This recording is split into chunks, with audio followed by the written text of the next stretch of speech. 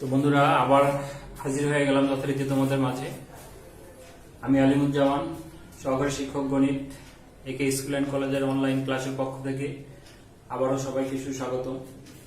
আল্লাহ রাব্বুল আলামিন আমাদেরকে এখনো সুস্থ রেখেছেন, এই জন্য আল্লাহ রাব্বুল আলামিনের কাছে হাজারো শুকরিয়া, আলহামদুলিল্লাহ। তো বন্ধুরা আজকে আমরা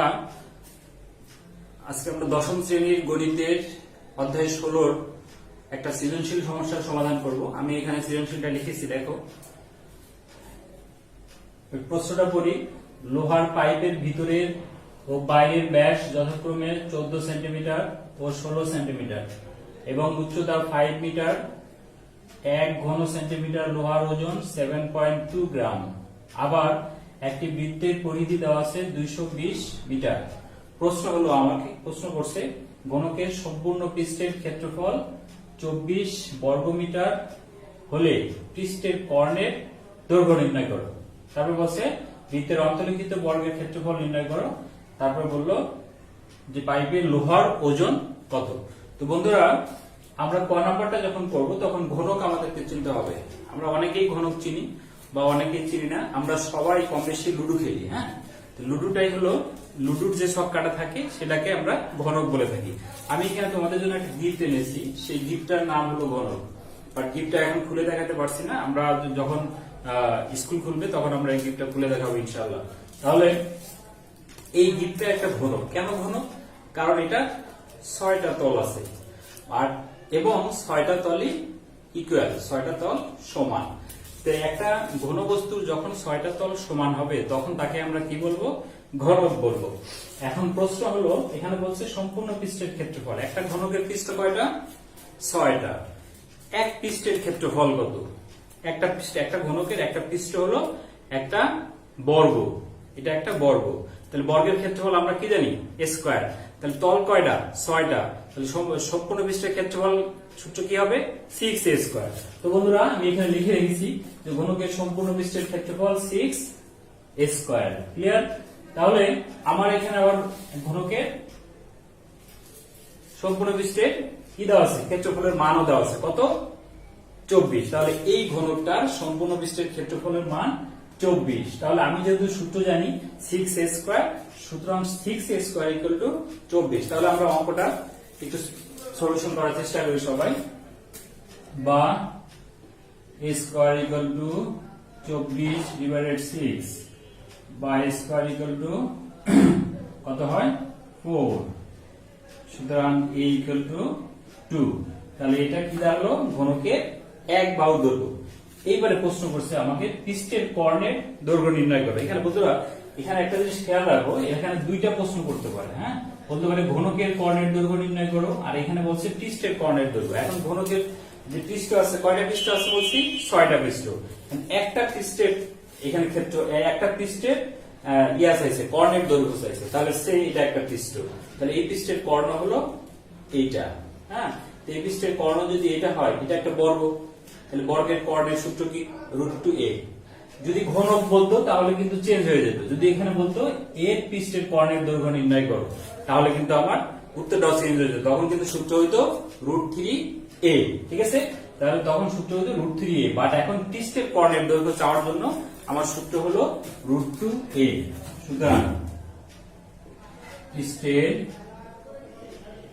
পৃষ্ঠের কর্ণের দৈর্ঘ্য, হ্যাঁ, পৃষ্ঠের কর্ণের দৈর্ঘ্য ইকুয়াল টু √2a একক। তাহলে √2a হলো 2। তাহলে এটা আমার কি? হ্যাঁ, এটা হলো ওই যেখানে লেখা আছে মিটার, তাহলে এ হলো মিটার। তাহলে কি দাঁড়ালো আমার? 2√2 মিটার। এটা হলো আমার অ্যান্সার। কত নম্বর অ্যান্সার? এটা ক নাম্বার অ্যান্সার। এইবার আসি আমরা খ নাম্বারে। খ নাম্বারটা কি বলছে? বৃত্তের অন্তর্লিখিত বর্গের ক্ষেত্রফল নির্ণয় করে। এটা উদ্দীপকের দুইটা পার্ট, হ্যাঁ। এই লাস্ট পার্টটা বলছে একটি বৃত্তের পরিধি 220 মিটার। একটু খেয়াল করি, আমাকে এটা করার জন্য কি করতে হবে? এটা চিত্র আঁকতে হবে। যদি চিত্রটা আমি আঁকতে চাই তাহলে নাম্বার খ, হ্যাঁ, খতে একটা বৃত্ত আঁকলাম। এই বৃত্তের মধ্যে কি? একটা বর্গ। বৃত্তের মধ্যে একটা বর্গ। এটা বলছে যে আবার একটা বৃত্তের পরিধি। হ্যাঁ, তাহলে বৃত্তের পরিধি, এটা হলো বৃত্তের পরিধি, চারদিকে পরিধি বলা হয়। তাহলে আমরা সূত্র জানি 2 পাই আর পরিধির সূত্র। পরিধির সূত্র কি জানি? 2 পাই আর, সেক্ষেত্রে হলো 2 পাই আর। তারপরে বললো বৃত্তের অন্তর্লিখিত বর্গের ক্ষেত্রফল। এখন এটা হলো বর্গ, এই বর্গের ক্ষেত্রফল চাইলে বর্গের এক বাহু বের করতে হবে। বর্গের প্রত্যেকটা বাহু সমান, আমরা এটা জানি। তাই প্রত্যেকটা বাহুর মান নাম দিলাম আমরা a। তাহলে বর্গের a যদি হয়, খেয়াল করবো এখানে এটা কি, এটা হলো বর্গের একটা কর্ণ। আমি যদি প্রশ্ন করি এই যে ইয়াটা দিলাম আমি, এটা বর্গের কি, তাহলে কর্ণ। আবার এই রেখাটা যদি বলি বৃত্তের কি, তাহলে বলবো ব্যাস। তাহলে এই রেখাটা বৃত্তের একটা ব্যাস, আবার এই রেখাটা বৃত্তের বর্গের একটা কর্ণ। তাহলে বন্ধুরা আমরা একটু শুরু করি। শুরু করার জন্য আমাকে কি লাগবে? এই বৃত্তের যে পরিধি সেটা সূত্র লাগবে। তাহলে আমরা জানি বৃত্তের পরিধি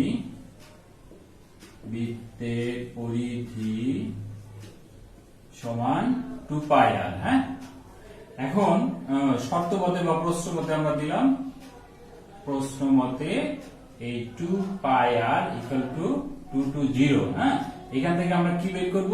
এই ব্যাসটা বের করব। আর ব্যাসকে কি বলা হয়? 2 আর বলা হয়। তাহলে 220 কে যদি পাই দিয়ে ভাগ দেই, তাহলে আমার কি হয়ে যাবে? ব্যাস হয়ে যাবে। তাহলে 220 কে যদি পাই দ্বারা ভাগ দেই, তাহলে কি আমরা একটু ভাগ করে দেখি। ভাগ দিলে হয় 70.028। হ্যাঁ, 70.028 কি হবে একক? একক হবে এই যে এখানে দেওয়া আছে একক মিটার। তাহলে কি পাইলাম? আমরা পাইলাম হলো ব্যাস। ব্যাস কত পাইলাম? 70.028 মিটার। এবার আসি, এই ব্যাসটা বর্গের কর্ণ, আবার বৃত্তের ব্যাস। তাহলে এটা এই যে হইল, এটা হওয়ার, এটা কেন হইলো? কারণ এই যে বর্গটা, এই বর্গটা বৃত্তের অন্তর্লিখিত হওয়ার জন্য এই শর্তটা হইলো। তাহলে কথাটা আমাকে লিখে নিতে হবে। আমরা লিখব যেহেতু বর্গটি বৃত্তের অন্তর্লিখিত। হ্যাঁ, অন্তর্লিখিত। সুতরাং কি লিখবো তাহলে? বর্গের কর্ণ সমান বৃত্তের ব্যাস। ক্লিয়ার? তাহলে বর্গের কর্ণের সূত্র আমরা কি জানি? √2a। বৃত্তের ব্যাসের মান আমরা এখানে বের করছি 70.028। তাহলে এই যে এটা কি ধরলাম? এ বর্গের বাহু, এটা একটু সাইড নোট দিয়ে দিতে হবে, কারণ এটা যে কি ধরলাম এটা কোথাও কি নাই, লেখা নাই। এইবারে আসি আমরা, তাহলে যদি এর মান দরকার, a ইকুয়াল টু কত হবে? 70.028 ভাগ √2। সুতরাং a ইকুয়াল টু, আমরা এটাকে √2 দিয়ে একটু ভাগ দিয়ে দেখি। √2 দিয়ে যদি আমি ভাগ দেই, তাহলে কত হবে? a ইকুয়াল টু হবে 49.517। 49.517 এককটা কি হবে তাহলে? মিটার। ক্লিয়ার? তাহলে এর মান পাইছি। এখন আমাকে এখানে প্রশ্ন করছে বর্গের ক্ষেত্রফল নির্ণয় করো। কিন্তু বর্গের ক্ষেত্রফলের সূত্র কিন্তু আমরা জানি না? তাহলে সুতরাং বর্গের ক্ষেত্রফল, হ্যাঁ, ইকুয়াল টু a স্কয়ার। বর্গ একক, যেহেতু এখানে মান বসানো হয় নাই, সুতরাং 49.517 হোল স্কয়ার বর্গ মিটার। তাহলে আমরা দেখি এটাকে হোল স্কয়ার করলে কত হয়? 49.517 হোল স্কয়ার, হ্যাঁ, সমান কত হলো? 2451.933 বর্গ মিটার। এখন দেখা যাচ্ছে যে এখানে বর্গ মিটার যে আমি বানাইলাম, এখানে 2000 চলে আসলো। তো এটাকে কি বানানো যায়? কিলোমিটার বানানো যায়। হ্যাঁ, তাহলে এটাকে আমরা 1000 দিয়ে ভাগ দিয়ে কিলোমিটার বানানো যায়। 2.4519 বর্গ কিলোমিটার প্রায়। হ্যাঁ, দশমিক থাকলে কি লিখতে হবে, প্রায় লিখতে হবে। দশমিকের পর 4 ঘর লিখছি, 3 ঘর লিখলে হবে, 2 ঘর লিখলেও চলবে। আমরা এই জন্য সবসময় কি লিখবো, প্রায় লিখবো, না হলে কিন্তু এখান থেকে আমার মার্কস কাটা যাবে, খেয়াল রাখবে যেন। হ্যাঁ, এই প্রায়টা না লিখলে এখানে ইচ্ছা করলে যে এক্সামিনার সে ইচ্ছা করলে এখান থেকে মার্কস কাটতে পারে। তাহলে আমার খ নাম্বারটা শেষ হয়ে গেল। এবার আমি যখন গ নাম্বার শুরু করব, একটু খেয়াল করি। গ নাম্বারটা উদ্দীপক যেটা উদ্দীপকের গ নাম্বার উদ্দীপক এটা করি, লোহার পাইপ। হ্যাঁ, তার একটি পাইপ দরকার আমাদের। তাহলে আমি একটা পাইপ নিয়ে এসেছি। হ্যাঁ, এটা একটা পাইপ, এটা লোহার পাইপ। এটা একটা কিসের পাইপ, লোহার পাইপ। হ্যাঁ, তাহলে বলছে লোহার পাইপের ভিতরের বাইরে, একটু খেয়াল করি। এটা হলো ভিতর, এটা হলো বাইরে, এটা ভিতর, এটা বাইরে। ব্যাস বলছে। হ্যাঁ, লোহার পাইপের ভিতরের ব্যাস 14, মানে এই পাশ থেকে এই পাশ হলো 14, এতটুকু হলো 14 সেন্টিমিটার। আর বাইরের মানে এটা সহ, লোহা সহ এই পাশ থেকে এই পাশ পর্যন্ত 16 সেন্টিমিটার। উচ্চতা হলো এতটুকু। উচ্চতা কত, 5 মিটার। ঠিক আছে। তারপরে প্রশ্ন করলো আমাকে 1 ঘন সেন্টিমিটার লোহার ওজন কত। এখন এই যে লোহার পাইপটা আমি তোমাদেরকে দেখাইলাম, এটা লোহাটা আগে বের করতে হবে। এই যে চারদিকে যে মাপটা আছে, এটার আয়তন কত সেটা বের করতে হবে। একদম ক্লিয়ার জিনিস। আমি যদি ভিতরের আয়তনটা বের করি, বাইরের আয়তনটা বের করি, দুইটার আয়তন যদি বিয়োগ দিই, তাহলে এই লোহার আয়তনটা কি হবে, পেয়ে যাব। ঠিক আছে, একদম সিম্পল জিনিস না। তাহলে এর জন্য কি লাগবে, উচ্চতা লাগবে। তা আমরা শুরু করে দিই। দেওয়া আছে লোহার পাইপের আমরা। হ্যাঁ, পাইপের উচ্চতা কত, 5 মিটার। মিটারকে আমরা সেন্টিমিটার বানাই নিব। কেমন সেন্টিমিটার বানাবো, কারণ এদিকে আবার সব সেন্টিমিটার দেওয়া। তাহলে সেন্টিমিটার হলে কত হবে, 500 সেন্টিমিটার। এবার আসি লোহার পাইপের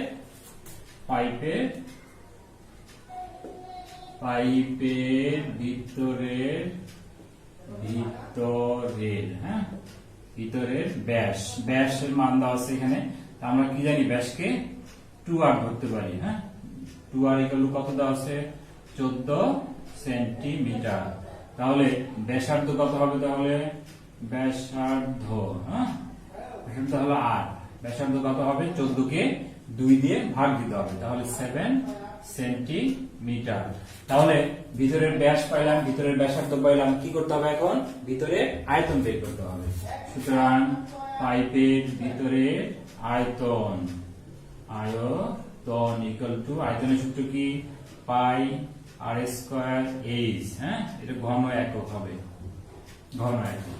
এবার যদি মান বসায় দেই, পাই আর এর মান কত, 7, স্কয়ার এইচ এর মান কত, 500, ঘন, তাহলে একক হবে কি, সেন্টিমিটার। ক্লিয়ার।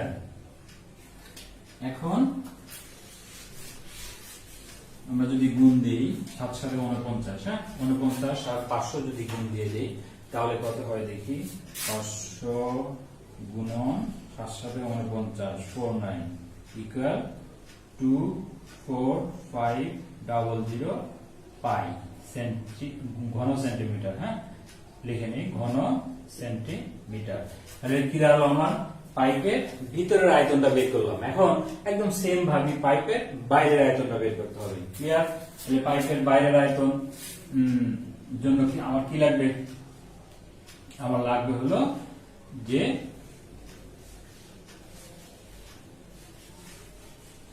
আমরা লিখে নিই আবার যে পাইপের বাইরের এটা। হ্যাঁ, এটা ভিতরে লিখলাম, এবার বাইরের ব্যাস। এবার ছোট আর ধরছিলাম, এবার দেখো কি আর বড় আর কত দেওয়া আছে, 16 সেন্টিমিটার। আচ্ছা, তারপরে আর হবে, ব্যাসার্ধ হবে 16 এর 2 দিয়ে ভাগ দিলে 8 সেন্টিমিটার। আয়তন পাই আর স্কয়ার এইচ, ঘন একক। ক্লিয়ার, ঘন একক। এখন খেয়াল করো একটু, আমরা আগে কিন্তু সূত্র দিছিলাম এখানে ছোট আর, বাট এখন কিন্তু বড় আর দিতে হবে, কারণ এখানে আমি বড় আর ধরছি। তাহলে এবার মানটা বসায় দিব, পাই আর এর মান হলো 8, স্কয়ার এইচ এর মান হলো 500, ঘন সেন্টিমিটার। ক্লিয়ার? তাহলে পাই গুণন 864 ইন্টু 500 ঘন সেন্টিমিটার। তাহলে বন্ধুরা আমরা একটু দেখি 500 আর 64 গুণ দিলে কত হয়।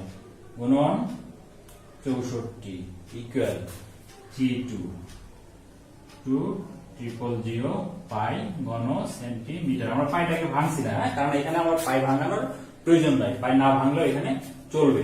তাহলে আমার এইবার একটু খেয়াল করো, আমার এটা একটা পাইপ ছিল, পাইপের আমি ভিতরের আয়তন বের করছি, বাইরের আয়তন বের করছি, জাস্ট এইটুকুর আয়তন দরকার। এখন এইটুকুর আয়তন বের করতে চাইলে দুইটার আয়তন বিয়োগ দিলে কিন্তু আমার বের হয়ে যাবে। তাহলে লিখবো পাইপের লোহার আয়তন। সুতরাং পাইপে লোহার আয়তন আয়তন সমান কত হবে? এই যে 32,000 পাই মাইনাস আগেরটা কত ছিল? আগেরটা ছিল 24,500 পাই। 24,500 পাই কি ছিল? একক ঘন সেন্টিমিটার। ক্লিয়ার? তাহলে যদি তাই হয় বিয়োগ দিলে কত হবে? একটু বিয়োগ দিয়ে দেখি আমরা। 32,000 বিয়োগ 24,500 ইকুয়াল 7,500 পাই ঘন সেন্টিমিটার। আমরা এখানেও পাইটাকে ভাঙবো না, কারণ আমার অঙ্ক শেষের দিকে গিয়ে পাই ভাঙবো, তাহলে আমার বুঝতে সহজ হবে। একটু বন্ধুরা খেয়াল করো, এখানে বলছে 1 ঘন সেন্টিমিটার লোহার ওজন দেওয়া আছে। আমার কিন্তু এখানে ওজন চাইছে, আয়তন কিন্তু চাই। আমরা বের করছি আয়তন, বাট আয়তন এখনো আমাকে আয়তন চাই না, কি চাইছে? লোহার ওজন চাইছে। তাহলে ওজন বের করতে হবে। 1 ঘন সেন্টিমিটার লোহার ওজন দেওয়া আছে এখানে। আমরা লিখবো 1 ঘন সেন্টিমিটার লোহার ওজন। ওজন কত? 7.2 গ্রাম। ঠিক আছে, গ্রাম। তাহলে আমার কত ঘন সেন্টিমিটার হয়েছে? 7,500 পাই ঘন সেন্টিমিটার লোহার ওজন ইকুয়াল টু 7,500 পাই গুণন 7.2 গ্রাম। এইবার বন্ধুরা আমরা এটাকে গুণ দিব। গুণন 7.2 গুণন পাই ইকুয়াল দশমিক বানাই নিব আমরা। তাহলে আসলো 169,646.003 গ্রাম। এখন যদি গ্রাম থেকে কিলোগ্রাম বানানো যায় তাহলে অবশ্যই বানাইতে হবে। আমরা অনেক সময় পরীক্ষা ভুল করি, আমরা এটা রেখে দিয়ে আসি, কিন্তু এটাকে কিলোগ্রাম বানানো যায়। সুতরাং অঙ্ক কিন্তু আবার শেষ হয় নাই। তাহলে এটাকে আমরা কিলোগ্রাম বানাবো। এটা 1000 দিয়ে ভাগ দিলে হবে 169.646 হবে কিলোগ্রাম। এখন এই যে কিলোগ্রাম লিখলাম, এখানে কিন্তু প্রায় লিখতে হবে। এই কথাটা যদি ভুলে যাই, এখানে এক্সামিনার ইচ্ছা করলে আমাকে এখান থেকে 1 নাম্বার করে মাইনাস করে দিতে পারে, যদি এক্সামিনার ইচ্ছা করে। তাহলে আমরা হলো কি করলাম? আমরা এই লোহার পাইপের ওজন যেটা আছে সেটা বের করলাম। তো এখন বন্ধুরা আমরা তো অঙ্ক করলাম, বাট একটা এইচডব্লিউ থাকতেই হয়। এইচডব্লিউ ছাড়া কি হয় না? শোভা পায় না। তাহলে এইচডব্লিউ যদি আমার একটা কাগজে আমি লিখে রাখছি, সবাই একটু দেখো। যদি দেখা যায় ভালো, না দেখা যায় স্ক্রিনশট দিয়ে এটাকে বড় করবো। আমি একটু সামনে নিয়ে আসি। এই যে এটা হলো একটা এইচডব্লিউ, এটাও 16 অধ্যায়ের উপরে।